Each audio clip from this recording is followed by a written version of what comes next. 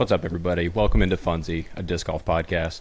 Today we're joined by, I would say, a pretty big personality in disc golf, even though he's not actively putting out disc golf content. We're joined by Andrew Manganelli. Andrew, what's up? What's good? Thank you for having me. I've weaseled my way into a lot of disc golf content, despite not making any myself. Yeah. I mean, you essentially are on the podcast today because of some discussions that we had previously, like 2 or 3 episodes ago on Funsie. Before getting into that, though, probably just like a couple. We're gonna do like a game, I guess. Okay. So I'm gonna give like a word or two and talk about the first disc golf content creator that comes to mind, and like, I guess why. So the first one that I'll say, thumbnail. Jesse Trash Panda. What about Trash Panda's thumbnails make that like stand out to you? I think the fact that they stand out as their own thing is what does. And I mean, that's not saying there aren't a bunch of other ones that do, but he has a style, he has a vibe, and that style and vibe work well as a good pairing thumbnail and title. I know he puts a lot of effort into it, and you just know a Trash Panda video when you see it based on like logo, Jesse's face, what's going on in the thumbnail, titling. It's all cohesive and it works really, really well. Underappreciated. Okay. I don't know if any of you watch 1010 Discs channel. They're a great website, and they have been grinding at the YouTube game. Maybe not like a ton of uploads, but their production quality is like top notch. Is that K-Mac or is that a different? So K-Mac like works with them and does stuff with them, but I believe it's a couple other people from the family that are doing the production there. Okay, yeah. But yeah, K-Mac's great also. Really good people. Next one, creativity. Probably Up and Down. He's Ooh, Come on. pulling some gems out. He's a storyteller. It's obviously, I think someone might have an echo, by the way, before. Yeah, I hear someone going off. Turns into the whole. I don't hear the whole it. Episode. Maybe it's me. Yeah, I can hear it too. Oh It's no! Benny. We're 2 I minutes wanted into to the say pod. something before it's 25 minutes and What about someone now? stops listening. You're a professional. Test. Perfect. All right, So all much right. better. Continue on. I ain't editing that out. That's raw. That's raw. It's raw. Yeah, Up and Downs. He's a storyteller. I love the way he thinks about stuff. I think he's also underappreciated, but For sure. he puts together some really great stuff. Next one, consistency. Well, I mean, like Foundation's probably the number one in terms of consistency, but Nathan, you've been making that another round consistency killer over there. I think it's been awesome. As somebody who I've been on paternity leave for 2 weeks, the consistency all around has been great because I've had plenty of stuff to watch being like completely trapped on the couch for True, it's 2 probably weeks. super fresh for you right now. It's fantastic.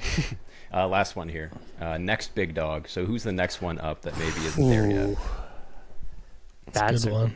That's a really good question. Man, Grant. I was so proud of how quick I was answering all of them, and now I'm completely stumped. Next big dog. Who I have an been answer watching? for you, but I'm assuming if you're just forgetting, then G Star. it. G Star. it's Jeez. obviously Yeah. Rip. Oh, I mean, are they No. not already a big Yeah, dog? I mean, They're like the fourth just- most subscribed YouTube disc golf channel ever. That puppy came out of the womb and was just full pit bull right off the rip, apparently. Yeah, full 10-pack. Yeah. Yeah. Let me come back to that one if that's okay. I want to make it a good answer. Yeah, all good. Yeah. So I believe you were prompted to come on based on a discussion that we had in a previous episode, like I said.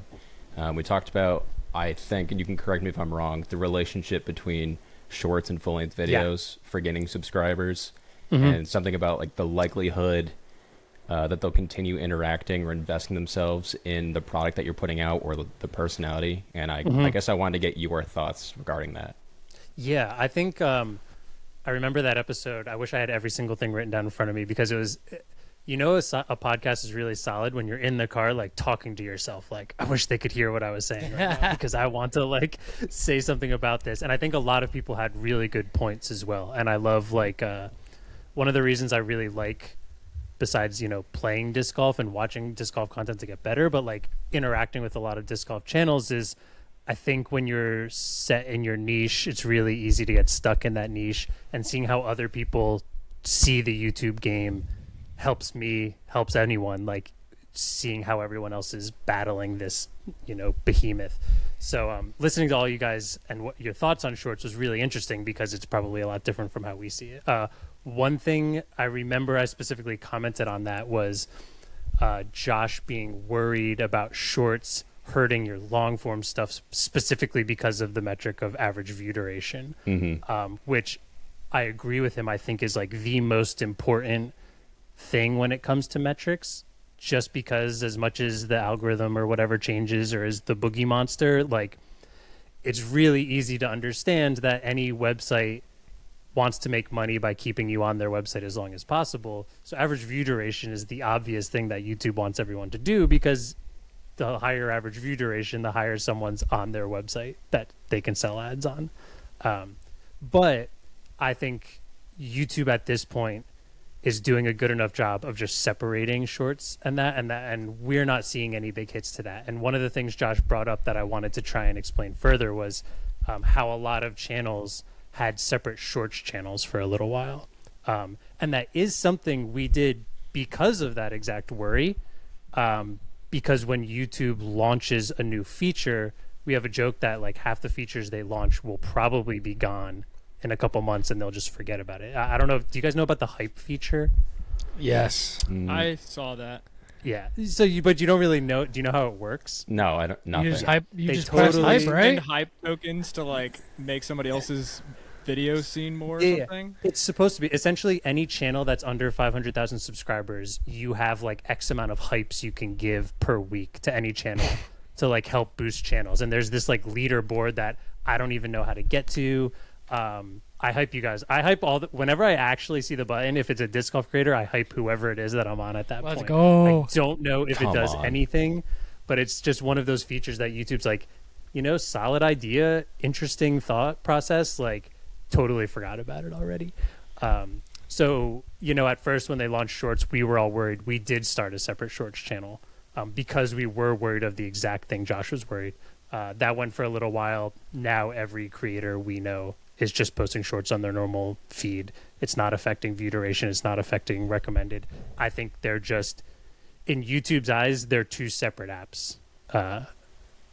So I wouldn't worry about that. If you made long form and want to create shorts, I think you should, is my bottom line on that.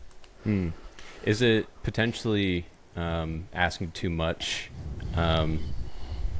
to expect someone to go beyond just watching a video and want them to interact with our stuff? Or if someone is making a good video and they're probably fulfilling required like details that would make someone want to invest themselves anyway, right? Or So are you saying bringing someone from the shorts feed into your long form feed, or are you saying just like regular metrics on a I normal guess just video? regular metrics. Yeah.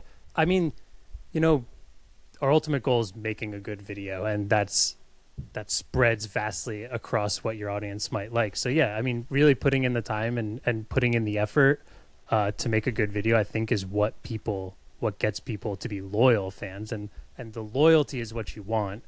I'll say it every time. Marquez always talks about how he's like glad he never went viral, because it's really, if you could get really lucky and hit 1 million views on a video and then you chase that dream, you just keep chasing and you try and replicate it and it doesn't work, and you realize you just happen to hit the algorithm recommended gods one day and no one comes back. It's really like that slow burn loyal fandom you want to bring up, consistency, regularity, like those people who are going to come back more and more. I mean, I watch you guys every single time, so that's the kind of stuff that I'm going to keep coming to, and you want to build more people like that.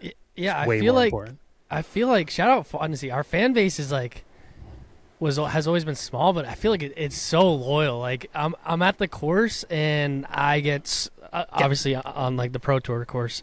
Like I get so many like, man, we love Funsie, like a lot of times, and then we have like 10 to 12 comments per, like, even if it's only like 100 views.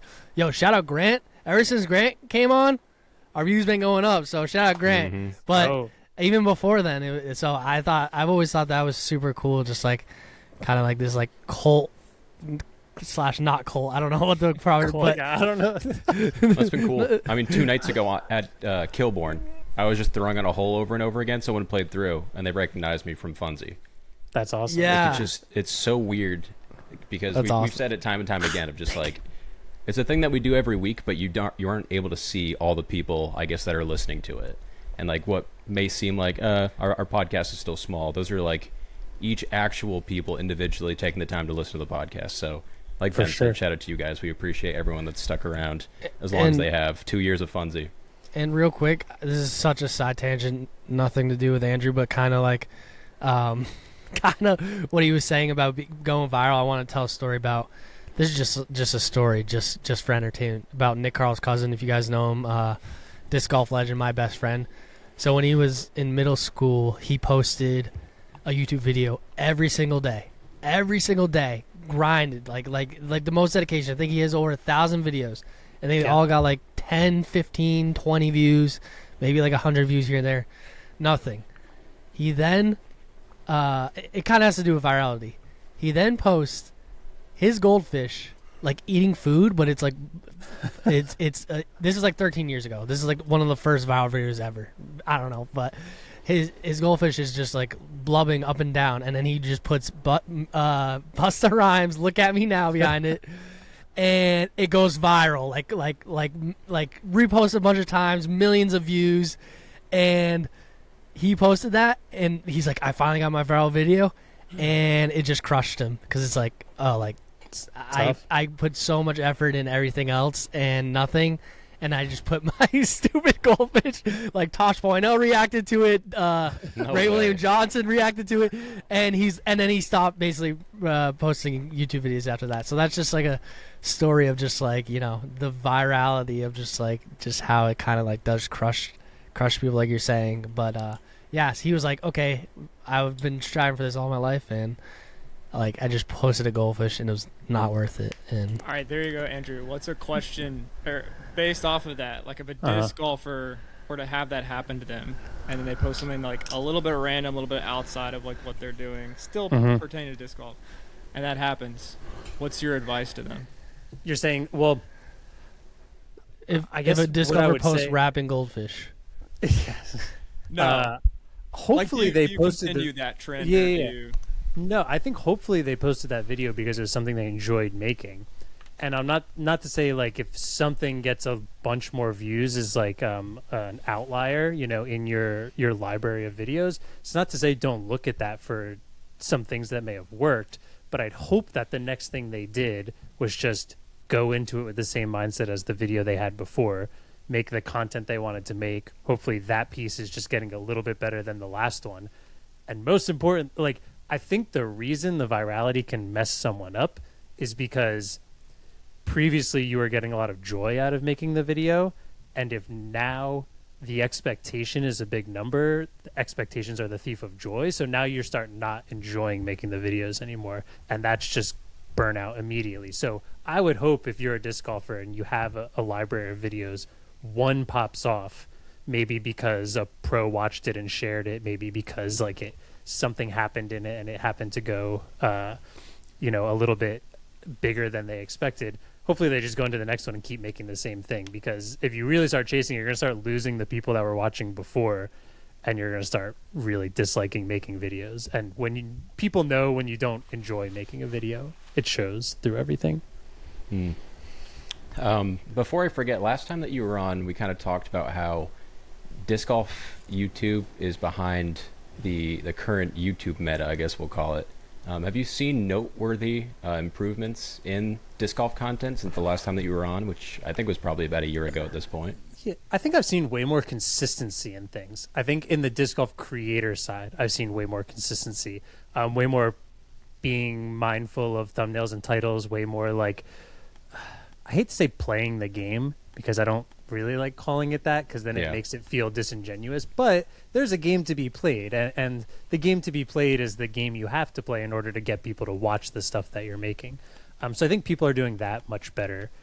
Like I said, on the creator side, I see a lot of the pros maybe not pulling it off as well. Sometimes some of the pro stuff feels a little phoned in. Like I'm the pro. People should watch me because I'm the pro. Some pros, hired someone to help them with that. Kudos. Yeah! But I think some other ones, as much as I like their content, it feels like I'm the pro. You should want to watch me. Here's me throwing. Yeah. Here's me. I won't call them out, but there's one whose content I watch. Every single thumbnail he has is like his profile picture from his company's like headshots and I'm like, these thumbnails all look exactly the same because I can't really tell what the course is behind you because it's too small, and it's the same like arms crossed thumbnail or face in every single one. It's like, we got to get it a little different here. Like, so stuff like that I just wish they put a little more effort into, which is crazy because some of them still get 20 to 50,000 views. I think they'd be in the 70 to 100,000 if they like Wow. learn Photoshop or Affinity or Canva or something like that and like put a little effort into that. For sure. Again, like I won't say names, but there were a couple pros that asked me to like help them with like thumbnails or something like that didn't end up working out. But seeing them now, it's for sure the thing that is holding back their content and watching it. And then maybe they don't understand that, or they're just kind of in the infant stages of learning what that actually means to like combine those things, like sort of the things that we talk about on here. But it is interesting, especially given that two of these people were pretty big during COVID and have significantly dropped in views really? over time. Huh. I'll But- definitely DM you later because I want to. Okay. I want the dirt. I feel like I know. Uh-oh. Yeah, there were a couple, but that's not to say. I think Silas said it best. There's not an expectation, I guess, for pros to be content creators, but I see there's for sure pressure, I guess, to do it so that you can remain relevant, sure. make money. The list kind of goes on. So it's a Hell, weird balance. Austin said it last episode that like selling discs, selling plastic is the reason you get sponsors, and like if you can't be Gannon and get a podium every single week, making content is something that can help that. Silas is an outlier for sure, but I think the reason it's pretty obvious he's an outlier because it's an art to him. Like he loves it. enjoys. Oh, yeah, he enjoys loves editing. doing that. You can tell the stuff he does is very like mindful, and that's why he makes great content. It's different and it's fun to watch because you can tell he's having a good time doing it. Yeah, I love it. I don't know if we talked about this last time, but what are some common mistakes that you see in disc golf content creation and like maybe what they could do to fix it? Sure. Too many subjects. I like to keep it to like 3.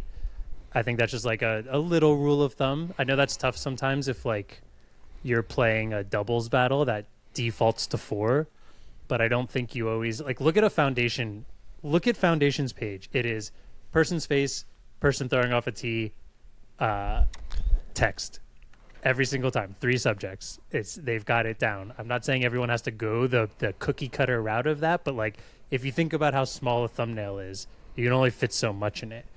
So I like this. I think I've sent it to you guys. There's a website called thumbsup.tv where if you put your thumbnail in it, it will put it into all of these mock-ups of where you might see a thumbnail, whether it's on mobile, whether it's on like the recommended on the side. I'll put the fake timestamp and the title and everything so you can see what things are getting blocked off. So you really start to learn. Yeah. So anyone listening, that's a great place. You really start to learn how much you can see in this little piece of like landscape that you have. I think another thing is too many people don't put a disc in the thumbnail. That's just gonna get lost, I think, really easy unless you are Paul Macbeth. No one's gonna know it's disc golf. I think that's really tough. I think those are the 2 big, and just dark, like not bright enough. It doesn't have to be blow your eyes out Mr. Beast like jump scare if you're scrolling your phone at night HDR content, but like Really, really dark stuff gets lost really easily. So those would be my like 3 main things that I think people could really improve. Yo, Was shout that out. just a thumbnail question, or was that a? Oh, it I was was just- only talking about thumbnails, so my It, bad. it was just like maybe things that you notice in disc golf content in general, but Yeah. I'm sure thumbnail is a huge part of that because you want people to click on the video in the first place.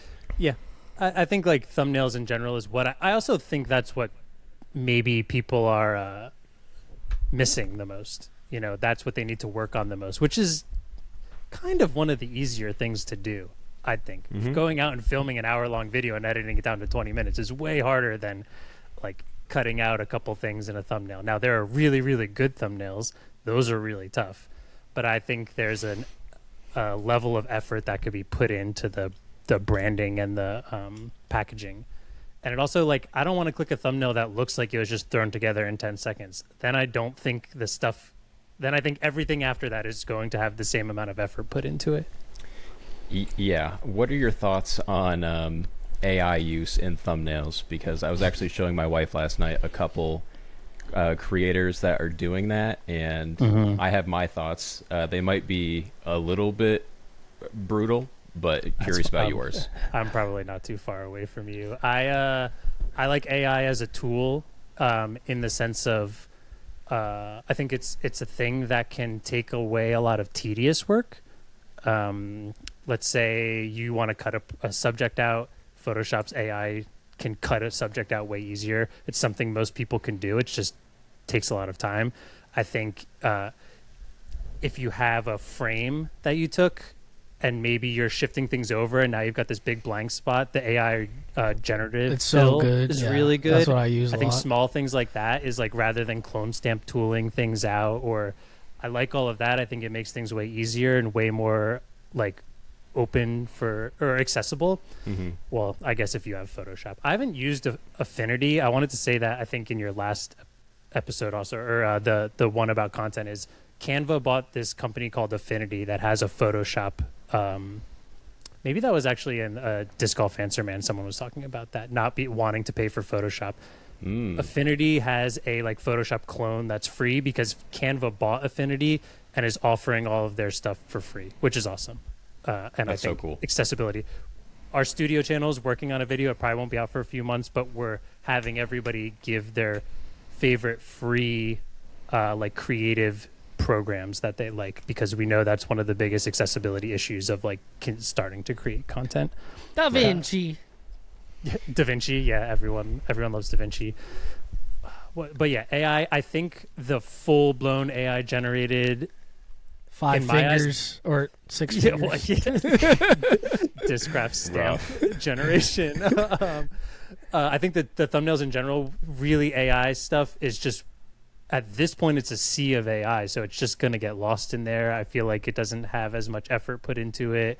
I think I'm generally pretty pessimistic on a lot of AI, especially in the creative world.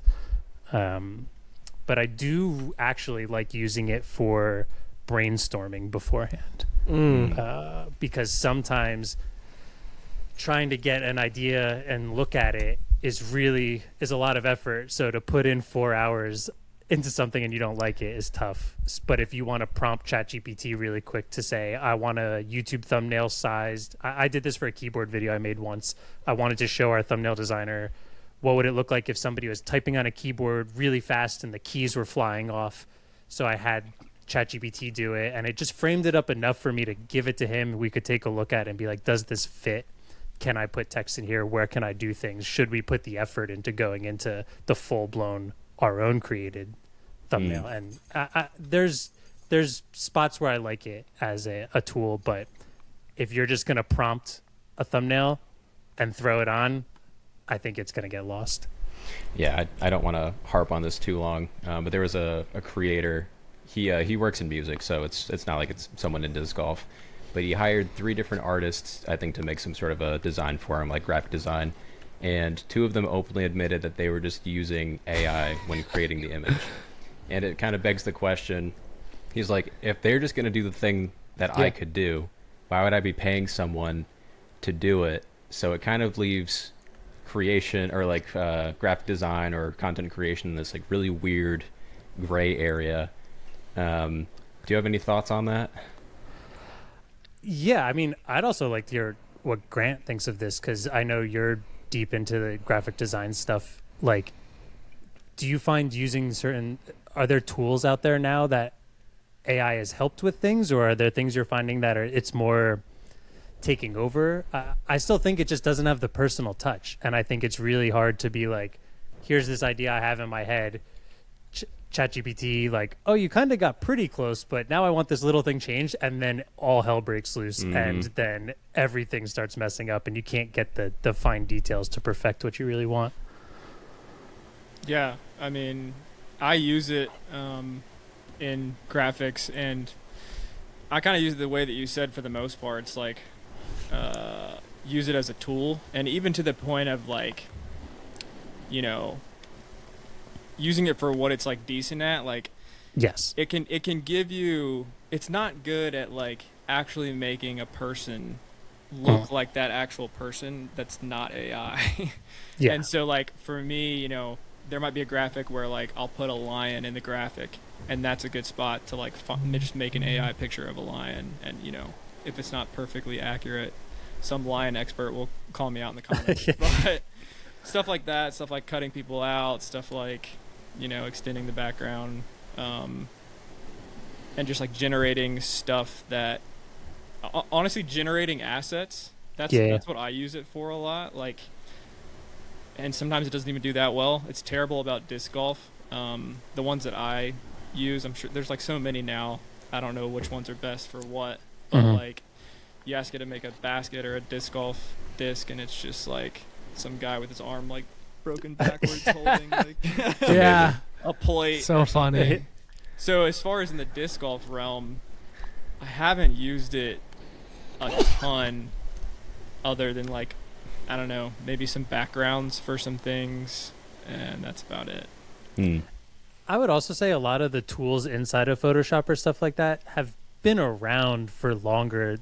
We just haven't called them AI. It's like, you know, tech has used the terms machine learning or generative a lot, and it's using similar things. We've just hit this stride of, you know, it's improving, and I think in small portions like that, it does really well. Full-blown creation where it has control over everything is where you start to find all the flaws.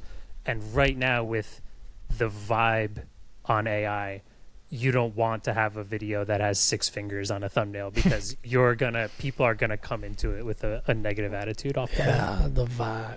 Yeah, like generative fill on Photoshop is single-handedly like the best thing of all time. Oh, yeah. So I highly recommend, if you can afford Photoshop, it'll make your thumbnail creation so much, even if it's just editing out that stupid microphone people wear on their brim of their hats. Like it just helps so much.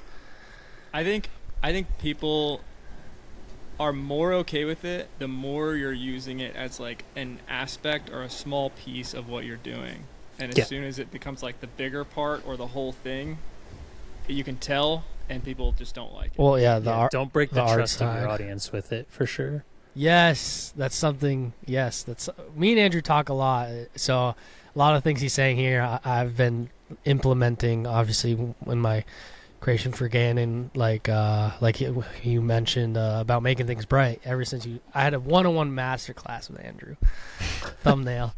But ever since you told me that, you know, that's been my goal. I take it into Lightroom, try and like make it less shadowy, stuff like that. So I don't know where I was going. And find what works for you. I mean, some people go against these, you know, rules that I'm saying.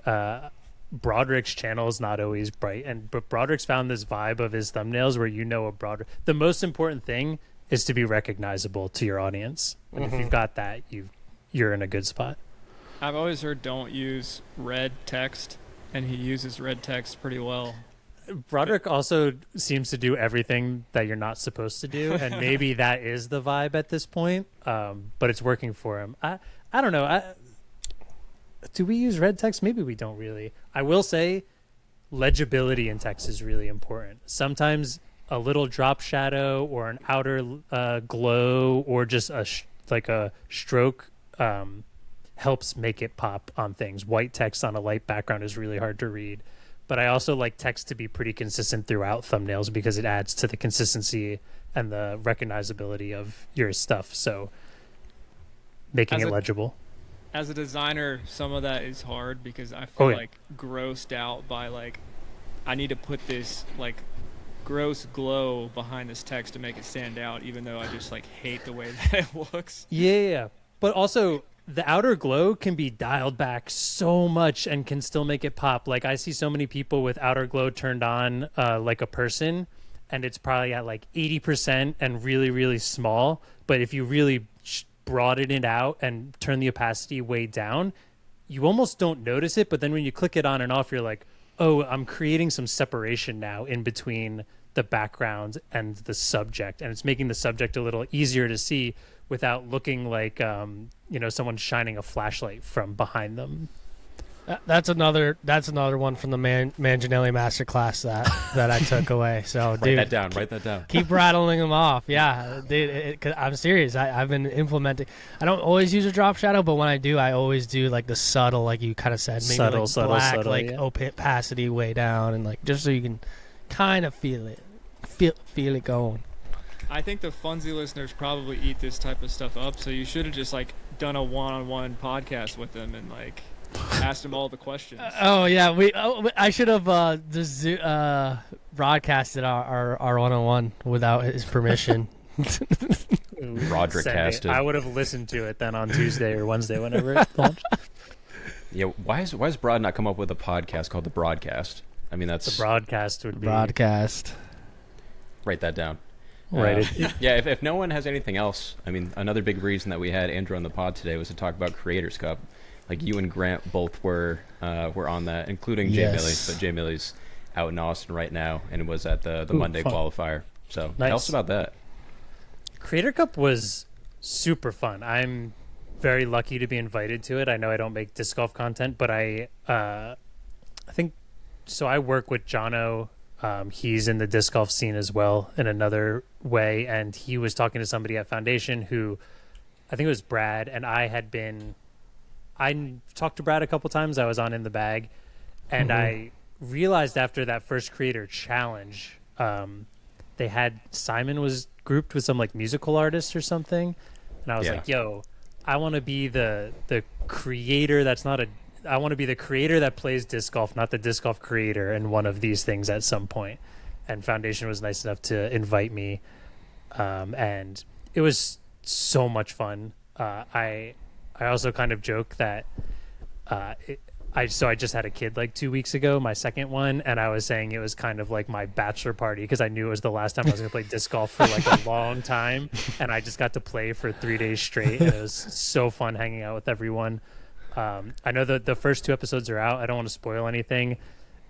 There's a lot of feedback on it for sure, and I know Foundation kind of got this like thrown into their lap, and I give them a lot of credit for getting it set up because it wasn't them who pitched it, and it kind of got thrown all around, and there was a sponsor before it was all set up. So kudos to them for getting 16 people, right, Grant?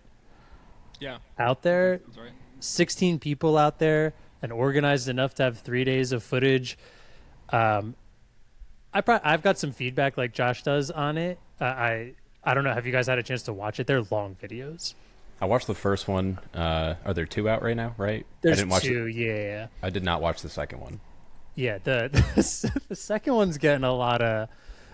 There's a lot of yelling. There's a lot of trash talk. And the C1X percentage is brutal. It might be the worst. It's like Evelina Salonen C1X. It's rough. Is that why the Ace Bros posted?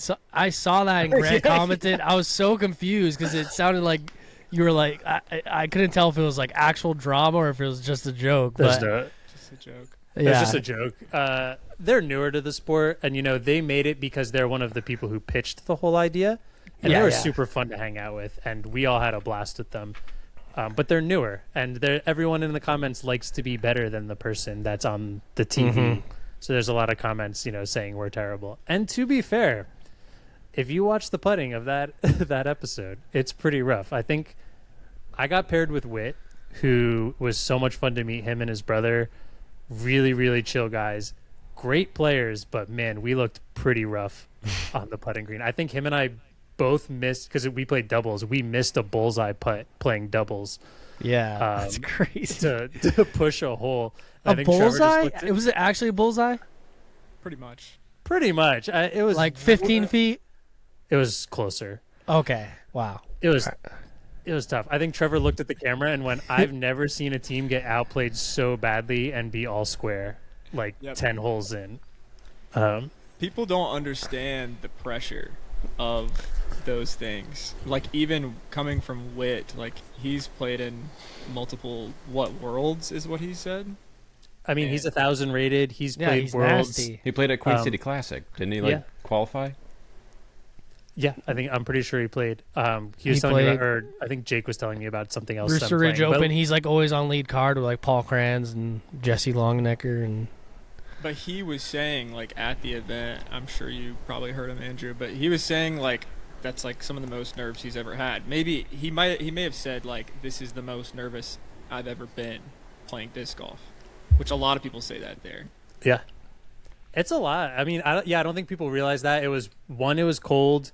There's a lot of people there. You know, it's early in March. I don't think a lot of people are playing a ton of disc golf over the winter. I'd probably play like twice that year. I'm going to make 1,000 excuses here because we played pretty bad.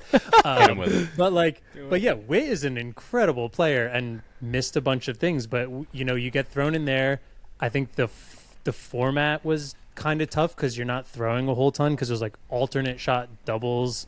So you kind of, I don't know. It gets to you for sure. I do think there's a couple things I think Foundation could do better for next year. I think differentiating the teams would be really important because when you play, there's 2 teams of 8 who got split into 2 cards who played alternate shot doubles. So, you know, what was it? Grant, you and Josh and me and Witt were playing. So we would take a tee, then you two would take the next shot, and it was doubles. And it's just very confusing. I think just like a set of colored jerseys for each team would be so much more helpful to the audience. I was playing and I could barely keep track of what. Yeah, but it's super fun. I think going forward, I hope the next set's an even harder course, and then the last one, whoever plays it is at New London, so it's gonna be really tough. But I think some really fun things happen in it. And you should keep watching if you haven't watched it, or even if you went, why am I watching a bunch of 850 players, you know, play doubles? It gets way better, I promise. Are there some things behind the scenes that maybe people aren't able to take away from like watching those videos? I think people really didn't like all the yelling, but the yelling was my favorite part because it was just really fun. Josh and Broad were really on each other, and it was so much fun to watch. Baby Destroyer. Broad on Grant was pretty tough. That there's a lot of people trying to get into each other's heads, and I think it also the benefit of it was that first day is a lot of us hadn't played together. You know, I'd played with almost no one. I met some new people there. A lot of them hadn't played together, so they didn't know what lines they were allowed. But having Broad and Josh kind of go at each other let everyone slowly kind of get into it with everyone else. And I think by the 5th or 6th hole, there was that funness of the whole group plus some back and forth that wound up being fun. Plus, we were encouraged to razz people. I don't know if they said that in the rules in the beginning, which might make everyone look terrible. The other card was playing like soundboards in people's backswings and like barking and stuff. So I don't know if they knew we were encouraged to do that to make it more fun. Yeah, do you think that needs to be over communicated to the audience? Possibly. Or do you think it's just the audience like being crazy? Let's go half and half. I think it should be communicated more, but also like the audience doesn't need to take things too seriously. This isn't Worlds. This isn't a major. This is a bunch of the people you watch on YouTube. Well, playing disc golf and having fun. I had a similar experience. I don't know if you guys watched the skins match I hosted, where when Ricky the one at was Pyramids. Yeah. I don't think I've watched it. But anyways, like September. It was AB, Ricky, Simon, and Gannon. But I started a chant where every time Rick was close, we'd go, Rick, Rick, Rick, Rick, Rick, Rick. And then he'd miss the putt somehow. Like it'd be like a 20-footer. And so like, and then he's like, dude, keep doing it. I love it. Like he wanted me to keep doing it, so I kept doing it. But the audience didn't know that. So all the comments are like, bro, so unprofessional. Why is the host razzing Rick? And so it's just like, yeah, it's just, I guess people just want to see clean cut, fair. Nobody wants to have fun. Yeah, go watch I know. every So, other but piece now of I know. content. Now I know as a host, maybe I shouldn't start chanting over and over. No, keep doing But it was just, in the That's moment, awesome. it was so funny because everyone's hyping up Rick. He'd have like a 20-footer. Dink. We're like, what? But spoiler, in the end, he missed like 2 really easy putts. And in the end, he got like 10 skins or something like that and won the event. So it all worked out. Way to spoil it for us. I mean, if you haven't watched it already, then I don't know what to tell you. Are there any creators that you guys didn't follow or like watch prior to going to the Creators Cup that you now do? Yes, and actually, maybe not the next big dog, but maybe this can come back to. But I think Flippy James is like, that boy out there is making great content, really high quality. He's the GOAT. probably one of the people I've talked to the most, but knew very little about. I met him at Disc East really quickly because he was like, "Oh, I joined that Discord," but I haven't got to say. And I said hi to him, and then I didn't get a chance to meet him again. But I played a bunch with him, and I told him like, "Yo, dude, he's been doing a lot of really cool masking in DaVinci or Final Cut. I forget what he Yeah, uses." he's and I was good like, at editing for sure. dude, I've noticed you've been doing it a lot, and it's working really well. And he sent me a message like, that really meant a lot. Like, I've been working really hard at that, and it's one of those things that people don't notice except for the people who are creating stuff. Because when you do it well, you don't really get comments on it because it just flows so nicely. Mm-hmm. And I think he's putting a lot of effort into his stuff, and it's coming out good. And he's been putting out some like how to throw nose down kind of things that have taught me better than some of the, the Dude, like his form's overthrows good. or blitz and everything. His form's great. The way he throws is correct. Really far. Yeah. He bombs. I was super. Honestly, that's the thing I've taken out of Creator Cup the most is everyone watches this online. These people throw way farther than you think. Josh rips. I know he always Jay talks Millie about can get like 70 miles per hour on tech disc. he can throw really, really far. Broad absolutely rips. Queen City, Christian's forehand Goes for days. a beauty to watch. Those guys, Christian and his boys, were so much fun. They're a fun group of guys. Those are the Jaime homies. And, yeah, they're really cool. Gosh. Yeah, I miss those boys. It's been a little bit since I've seen them.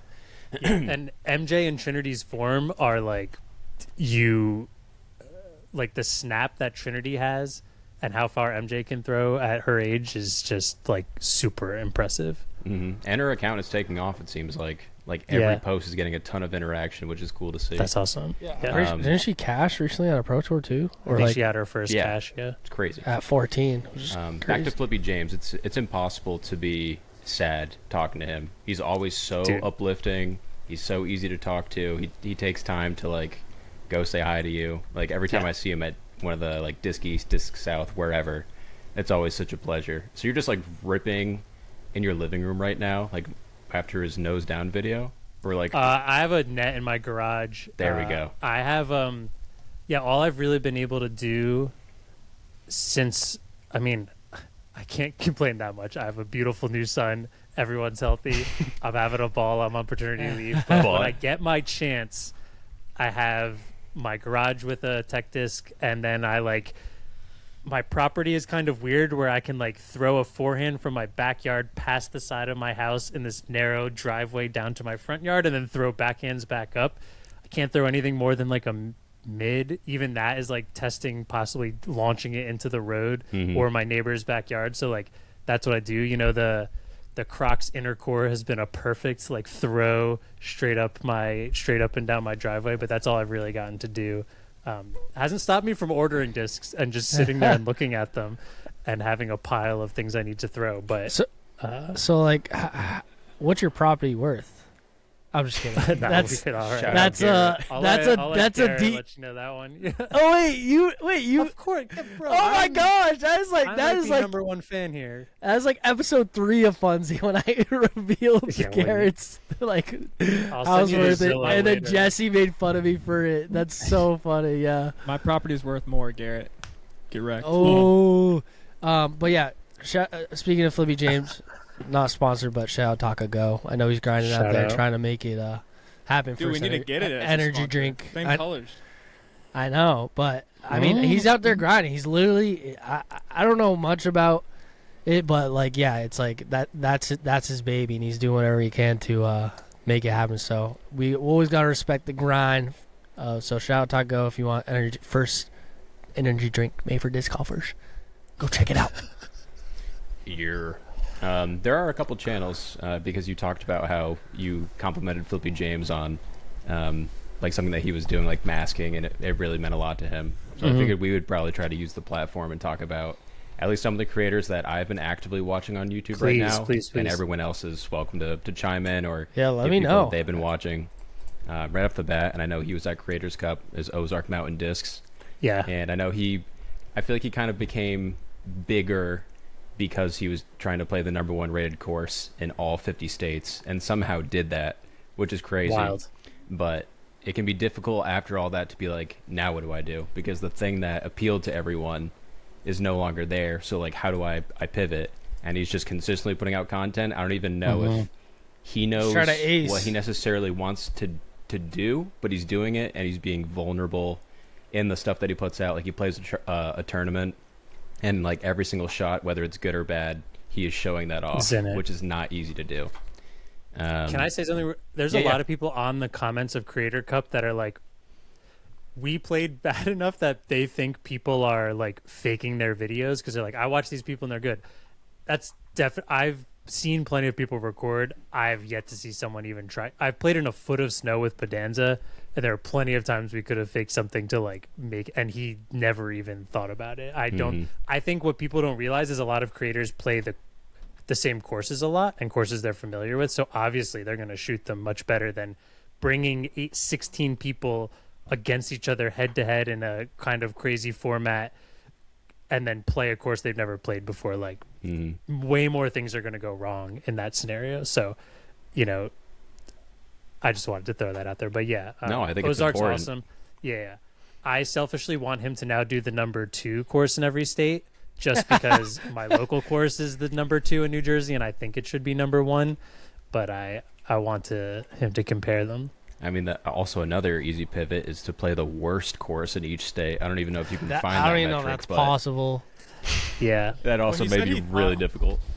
He was on Answer Man, I think, and he was saying he thought some of the number 1 courses were like overrated or like.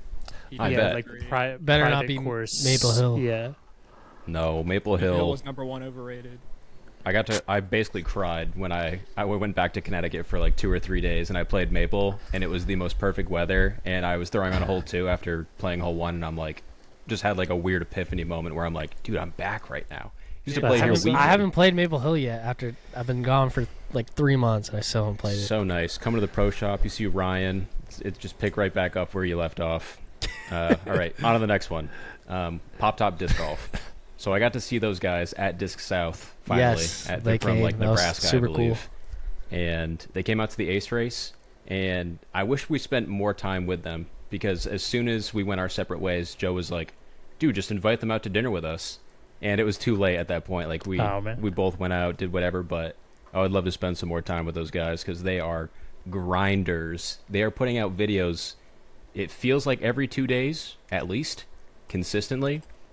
And I don't think they're not like trying to reinvent the wheel, but it feels like I see the effort. And they have like the cheese ace, the oxymoron ace, and they've like skyrocketed in their subscriber count. I think they're at like over 11K now, so it's happening. Is that the reel that did it? Yeah, I think so. I think I heard them talk about that in a video. Yeah.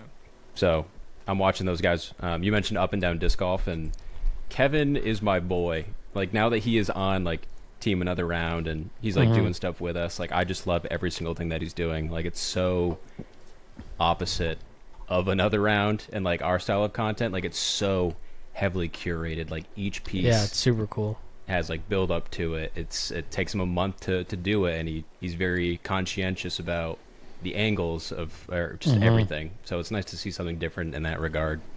One more that I'll give is toss up disc golf. They weren't at the Creators Cup. I think they're another.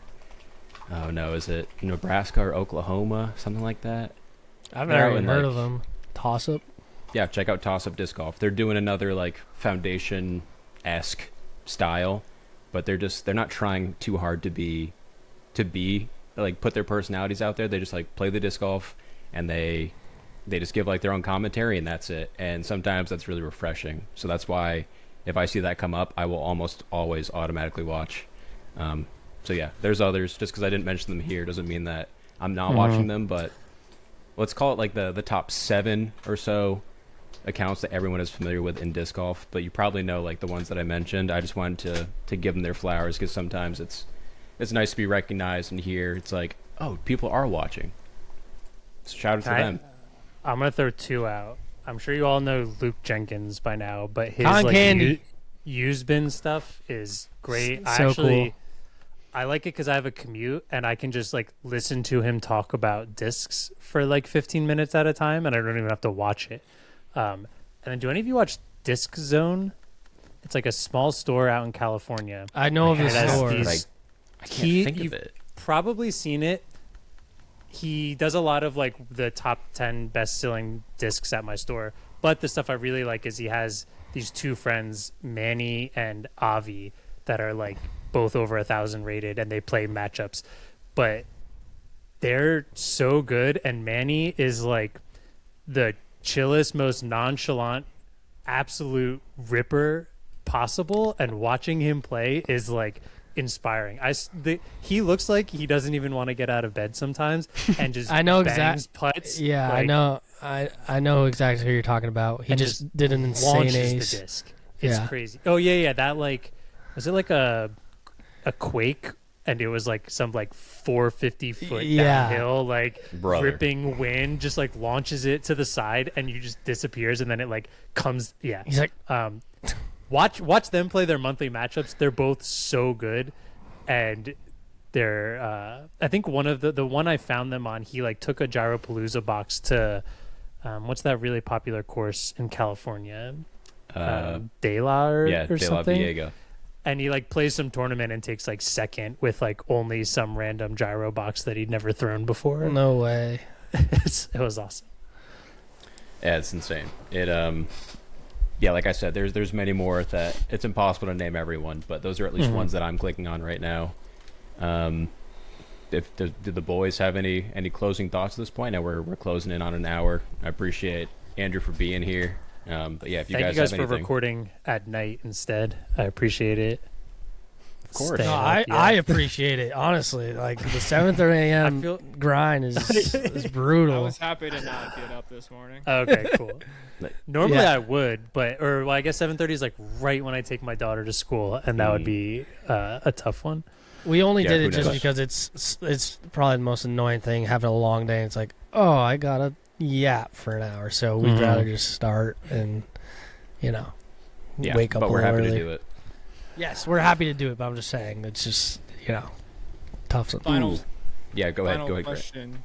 Yeah. For me, just to go off what Zach already said, but past thumbnails, what are like 3 things you'd like to see more of, or see better versions of, or different versions? Like in disc golf, sure. I think people just need to be like. I just want to see people like Sajko was saying before, like put themselves out there and just keep creating stuff to get into flows. I see a lot of people who are doing all the right things production wise, and things just might feel a little awkward, which maybe is like disheartening seeing it on it and maybe not getting a following. But you just got to keep grinding at it. I know it sounds boring, but talking to a camera is really hard, and I don't think people recognize that. So, if you're a viewer, if the content and the throwing is what you want to watch, give people some leeway on hosting. They're going to find their way eventually. I think I know a couple channels that I think are making really good stuff, but maybe it just feels a little awkward at times, and because I just don't think they've got the hosting down pat quite yet. But keep putting yourself out there. Taking feedback it's tough. Reading comments is tough sometimes, but feedback's important. I think the most important thing as a creator you can do is being able to recognize when a comment is constructive or not. Because when you can tell it's not and it's just mean, you can just disregard it. But we can tell when there's some actual thought in there that's trying, like, being able to take that to heart is really important.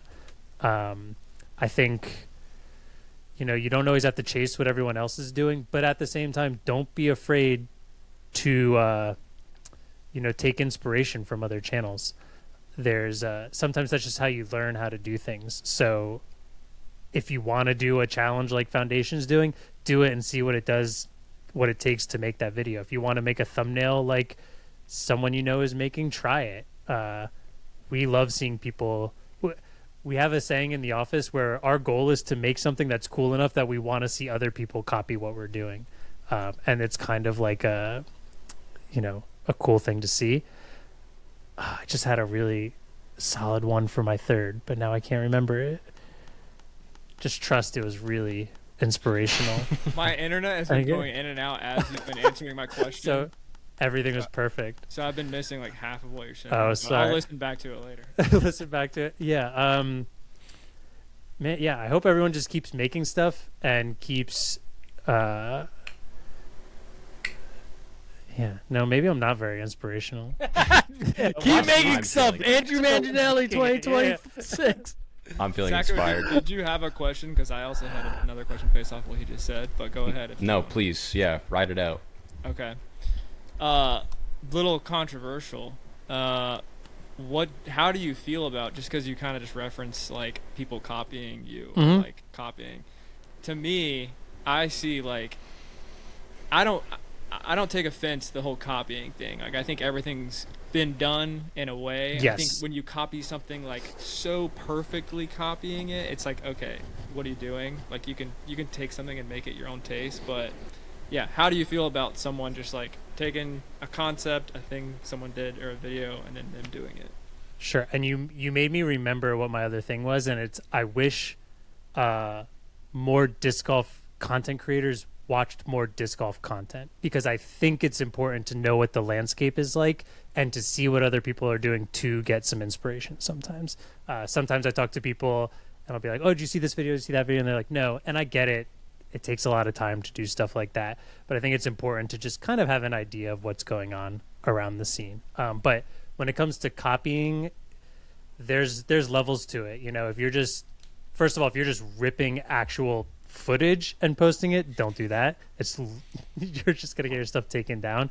Just do AI instead. Yeah, just make everything AI, you're right. and you'll totally rip. Yeah, I mean, you have to be able to put your own personality into it. So if you're fully just copying something, it'll be obvious you're just trying to do the exact same thing, and it won't really. You have to be able to put your own twist onto it, or your own personality. Maybe the challenge you're doing is the same thing that Foundation made up for a challenge, but you have some style of play like Bear Bite where you're throwing hybrid thumbers. So now like that is a totally different viewpoint into that. That's where you can change things up a little bit. And I think the most important thing is to just keep trying all the things so you can find what works best for you and what your audience likes you doing. I don't think people should get mad at copying. Like you said, probably everything has been done at some point. I mean, Rip is smart. Rip is doing something that a golf channel did. People out here saying all disc golf is copying golf. Yeah, of course it is. They're both golf. They're just different. Like, there's not a whole big overlap in viewers. It's totally fine if somebody makes some good stuff and we find the version of disc golf that works with that. I see no issue there, and I don't think anyone's going to be that upset about it. So Rip did a good thing, and what they're doing, I think, is kind of, they're the opposite of what every other disc golf creator's happened, where every disc golf creator is finding a really good loyal disc golf audience and is trying to branch outside of it. Rip found the audience that's outside of disc golf and has to try and branch into it for the loyalty to get into the short form. So it's like, it's awesome that they're at 150K subs, but short form, and I've talked to them, and their audience is very unique. I think it's really important for disc golf because they have this opportunity now to bring people into the sport because they found a thing that's 10 seconds and everybody likes object go far. It's fun to watch that. So like they were getting saying them in. like most of the, well, not most, but a good portion, and they're super cognizant of this stuff. Like the brother Jake was like, instead of saying players, say disc golfer, so people like can understand like what disc golf is. But they said like half or I don't know, a large number of viewers are from India. Mm-hmm. So like talk about growing the sport. So they're definitely aware of that. They can grow it's it. super interesting. Yeah, I had a really cool conversation with Jake. He's super smart. Those two love content, and it shows. And I know they're working on long form stuff now, so I'm excited to see what they do. I just want to see Whit play more. Everyone knows him as the guy who just says how far you can throw, but I don't think people realize Whit can throw pretty far. He's also. a dog, and he's a dog. Yeah, great Well, teammate also. Hey, that's awesome. Yeah, I guess at that point, thank you everyone for listening to the Funsie podcast. You could be doing anything with your time. We appreciate that you spend time listening to this. Until next time, Funsie out. Thank you, Andrew. Thanks for having me, guys. Always a pleasure. Bye. Fonzie.